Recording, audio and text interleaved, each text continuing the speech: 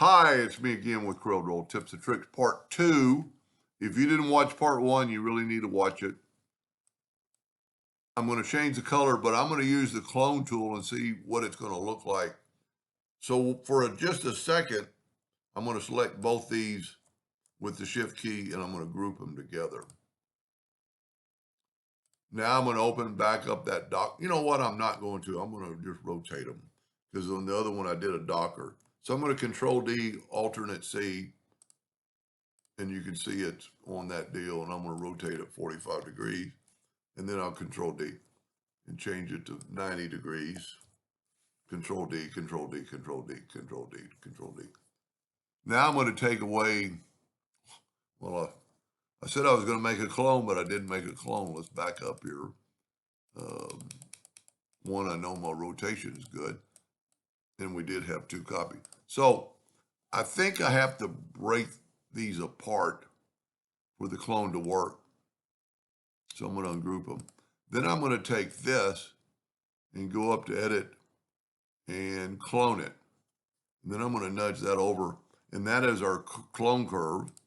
And then I'm going to go up there, and so whenever you have 2 pieces, you just have to do it. So this is our control curve. This is what we need to be able to change it. So I'm going to select both those and then move it out of the way for a second. Now I can group this together for just a second, and I'm going to Control D and make a duplicate of it. Alternate C, have it rotate from the center of the page and go that 45 degrees. Control D, Control D, Control D, Control D. Now what I need to do, I'll go ahead and take away my lines that I have for reference point, and I'm going to ungroup everything. I'm going to ungroup all. Now I can move my clone around freely without nudging, and we could take that and just, you know what, let's do this. Let's go ahead and put a black box around our object so we can really see what it's going to look like if you print it on a black shirt. That looks pretty cool already. But let's take this one and go back to the interactive fill tool and watch what happens to all of them.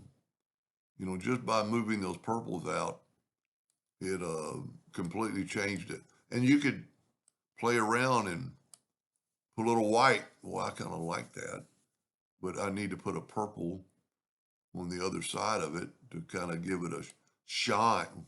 See, you would have never really seen that unless you're using the clone tool. I don't really think we can do anything to this one because it's so small, but we could try.